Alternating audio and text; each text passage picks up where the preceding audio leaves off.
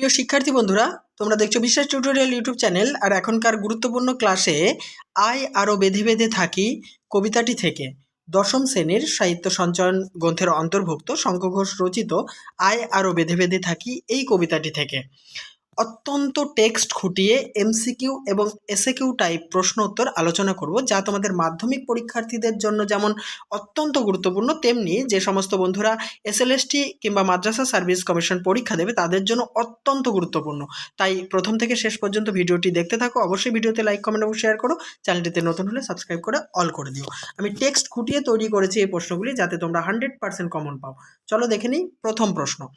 আয় আরও বেঁধে বেঁধে থাকি কবিতাটির কবি কে? শঙ্খ ঘোষ। শঙ্খ ঘোষের প্রকৃত নাম কি? চিত্তপ্রিয় ঘোষ। সাহিত্যের কোন কোন শাখায় শঙ্খ ঘোষ জনপ্রিয়তা অর্জন করেছেন? কবিতা এবং প্রবন্ধ রচনায় তিনি জনপ্রিয়তা অর্জন করলেও কবি হিসাবেই কিন্তু তিনি সাহিত্য জগতে অধিক পরিচিত। শঙ্খ ঘোষ কত খ্রিস্টাব্দে জন্মগ্রহণ করেন? 1932 খ্রিস্টাব্দের 6ই ফেব্রুয়ারি জন্মগ্রহণ করেন। কবি শঙ্খ ঘোষের জন্মস্থান কোথায়? চাঁদপুরে, বর্তমান বাংলাদেশে অবস্থিত। শঙ্খ ঘোষের প্রথম কাব্যগ্রন্থ কোনটি? দিনগুলি রাতগুলি, 1956 খ্রিস্টাব্দে প্রকাশিত হয়। শঙ্খ ঘোষ রচিত অন্যতম প্রবন্ধ গ্রন্থগুলির নাম লেখো।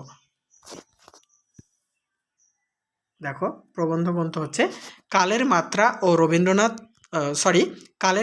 রবীন্দ্র নাটক এবং ছন্দময় জীবন প্রভৃতি। 8 নম্বর, শঙ্খ ঘোষ কত খ্রিস্টাব্দে নরসিংহ দাস পুরস্কার লাভ করেন? মূর্খ বড় সামাজিক নয় কাব্যগ্রন্থের জন্য 1977 খ্রিস্টাব্দে শঙ্খ ঘোষ নরসিংহ দাস পুরস্কার লাভ করেন। 9 নম্বর, কোন কাব্যগ্রন্থের জন্য কবি শঙ্খ ঘোষ সাহিত্য একাডেমি পুরস্কার লাভ করেন? বাবরের প্রার্থনা কাব্যগ্রন্থের জন্য 1977 খ্রিস্টাব্দে সাহিত্য একাডেমি পুরস্কার লাভ করেন কবি শঙ্খ ঘোষ। কোন কাব্যগ্রন্থের জন্য শঙ্খ ঘোষ রবীন্দ্র পুরস্কারে ভূষিত হন? ধুম লেগেছে হৃদ কমলে কাব্যগ্রন্থের জন্য 1989 খ্রিস্টাব্দে রবীন্দ্র পুরস্কার লাভ করেন কবি শঙ্খ ঘোষ। 11 নম্বর, কোন গ্রন্থ অনুবাদের জন্য কবি সাহিত্য একাডেমি পুরস্কার লাভ করেন? রক্ত কল্যাণ।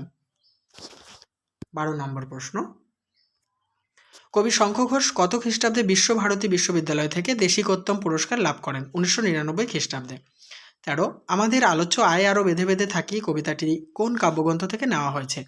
জলই পাষাণ হয়ে আছে। এটি 2001 থেকে 2003 খ্রিস্টাব্দের মধ্যে রচনা করা হয়। নেক্সট 14 নম্বর, জলই পাষাণ হয়ে আছে কাব্যটির প্রকাশকাল কত? 2004 খ্রিস্টাব্দে। কবি শঙ্খ ঘোষের ছদ্মনাম কি? কুন্তক। আয় আরও বেঁধে বেঁধে থাকি কাব্যটি কবিতায় আয় আরও বেঁধে বেঁধে থাকি এই বাক্যটি কবিতায় কতবার ব্যবহার করা হয়েছে? 2বার। নেক্সট, কবিতায় আয় আরও বেঁধে বেঁধে থাকি বলতে কবি কি বোঝাতে চেয়েছেন? দৃঢ় বন্ধনে আবদ্ধ হয়ে হাতে হাত রেখে একতাবদ্ধভাবে থাকাকে বুঝিয়েছেন। কবিতায় বর্ণিত আমাদের ডান পাশে কি আছে বলে কবি জানিয়েছেন? ধস। বায়ে কি আছে? গিরিখাত। মাথার উপরে কি আছে? বোমারু। বোমারু শব্দের অর্থ কি? বোমা নিক্ষেপকারী। আমাদের পায়ে পায়ে কি আছে? হিমানির বাঁধ। হিমানি শব্দের অর্থ কি? দেখো, বরফ বা তুষার। আমাদের পথ নেই কোনো, কবি কেন কথা বলেছেন? সাধারণ মানুষের অসহায়তা এবং তাদের প্রতিকূল জীবনযাত্রাকে বোঝাতেই কবি আলোচ্য অংশটির অবতারণা করেছেন। 25, আয় আরও বেঁধে বেঁধে থাকি কবিতায় আমাদের বলতে কবি কাদের কথা বলেছেন? খেটে খাওয়া সাধারণ মানুষের কথা বলেছেন। নেক্সট, আমাদের ঘর গেছে উড়ে উক্তিটি বলার কারণ কি? সাধারণ মানুষের বেঁচে থাকার আস্তানাটুকু পর্যন্ত ধ্বংস হয়ে গেছে, এমন করুণ অবস্থা বোঝাতেই কবি আলোচ্য উক্তিটি ব্যক্ত করেছেন। কুন্তক ছদ্মনামে লেখা কবির রচনাগুলির নাম লেখো। শব্দ নিয়ে খেলা, কথা নিয়ে খেলা প্রভৃতি। 28, আমাদের শিশুদের সব কোথায় ছড়িয়ে রয়েছে? কাছে দূরে। 29 নম্বর প্রশ্ন, সব শব্দের অর্থ কি? মৃতদেহ। আমরাও তবে এইভাবে এ মুহূর্তে মরে যাব নাকি? এ কথা বলার কারণ কি? চারিদিকের বিপদ সংকুল অবস্থা, চারিদিকের প্রতিকূলতা পরিস্থিতির দিকে লক্ষ্য রেখে কবি নিজেদের অস্তিত্ব সম্পর্কেও আশঙ্কা প্রকাশ করে এ কথাটি বলেছেন। 31, আমাদের শিশুদের সব ছড়ানো রয়েছে কাছে দূরে লাইনটির মধ্যে দিয়ে কোন বিষয়টি ধরা পড়েছে? হিংসা, প্রতিকূলতা, অস্থিরতা, দাঙ্গা এবং যুদ্ধবিধ্বস্ত পরিবেশটি ধরা পড়েছে। 32, আমাদের পথ নেই আর এ প্রসঙ্গে কবি কি করতে বলেছেন? বেঁধে বেঁধে থাকতে বলেছেন।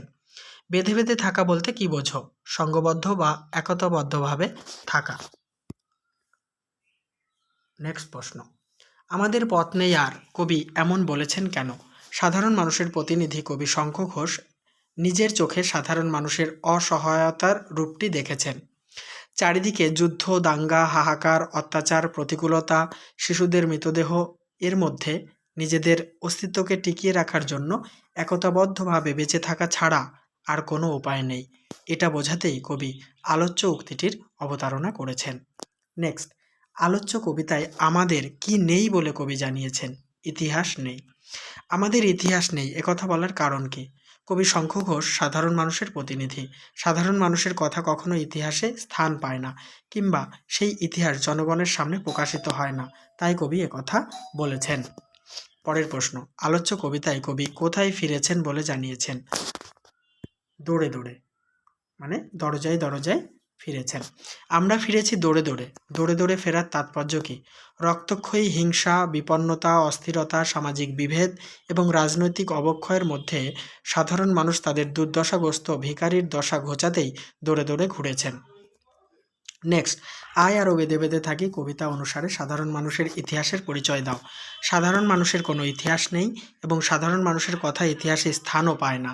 যাদের কথা ইতিহাসের পাতায় স্থান পায় তারা হলেন ক্ষমতাবান এবং বিত্তশালী মানুষ।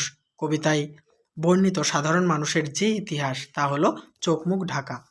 পৃথিবী হয়তো গেছে মরে, এমন আশঙ্কার কারণ কি? কবি যে পৃথিবীর কথা বলেছেন সেখানে সাধারণ মানুষ গৃহহীন, তাদের ইতিহাস নেই, নিরন্ন, দিশাহীন, বিপন্ন এবং বিধ্বস্ত সাধারণ মানুষ। পৃথিবী এই সমস্ত দারিদ্র্যক্লিষ্ট মানুষের জীবনের চাহিদা মেটাতে ব্যর্থ, তাই কবি উক্ত আশঙ্কাটি প্রকাশ করেছেন। আমাদের চোখ মুখ ঢাকা বলতে কি বোঝানো হয়েছে? মুখোশাবৃত, মানে মুখোশ দ্বারা আবৃত। আমাদের কথা কে বা জানে? কবির এমন বলার কারণ কি? ব্যক্তি স্বার্থের এই পৃথিবীতে সকলেই নিজের স্বার্থের কথা ভাবতে গিয়ে সাধারণ মানুষের কথা কেউ ভাবে না, তাই কবি আলোচ্য উক্তিটি ব্যক্ত করেছেন। 43, তবু তো কজন আছি বাকি। কজন বলতে কাদের কথা বোঝানো হয়েছে? সমাজের শুভবুদ্ধি সম্পন্ন মানুষের কথা বোঝানো হয়েছে। তবু তো কজন আছি বাকি এমন বলার কারণ কি? রাজনৈতিক অস্থিরতা, দাঙ্গা, সামাজিক অবক্ষয়, হিংসা, বিপন্নতার মাঝেও এমন কিছু শুভবুদ্ধি সম্পন্ন মানুষ আজও অবশিষ্ট আছেন যাদের হাতে হাত রেখে বেঁচে থাকা যায়, তাই কবি উক্তিটি করেছেন। পায়ে পায়ে হিমানির বাঁধ বলতে কি বোঝানো হয়েছে? জীবনে চলার পথে প্রতিটি পদক্ষেপেই যে বিপদ রয়েছে একথা বোঝাতেই কবি আলোচ্য অংশের অবতারণা করেছেন। 47, আমাদের মাথায় বোমারু বলতে কি বোঝানো হয়েছে? সাম্রাজ্যবাদী শক্তির আকস্মিক হানাতে জনজীবন বিপর্যস্ত, এখানে তারই ইঙ্গিত করা হয়েছে। 48, আমাদের বায়ে গিরিখাত। গিরিখাত শব্দটির ব্যবহারের তাৎপর্য লেখো। গিরিখাত মূলত দুই পর্বতের মাঝে সৃষ্টি হয়। আলোচ্য কবিতায় গিরিখাত শব্দটি ব্যবহারের মধ্যে দিয়ে কবি মূলত বিপদসংকুল পরিস্থিতিকে বোঝাতে চেয়েছেন। তাহলে বন্ধুরা, এই আলোচনার সঙ্গে সঙ্গে আজকের আয় আরও বেঁধে বেঁধে থাকি এই কবিতা থেকে আমি প্রশ্নোত্তরের পর্বটি শেষ করলাম। আশা করছি তোমরা 100% কমন পাবে। অবশ্যই গুরুত্বপূর্ণ ভিডিও পাওয়ার জন্য আমার চ্যানেলটিকে সাবস্ক্রাইব করার পাশাপাশি চ্যানেলটির সমস্ত ভিডিও দেখার জন্য আমার চ্যানেলের প্লেলিস্টে চলে যাও, ওখানে সমস্ত কিছু তোমরা পেয়ে যাবে।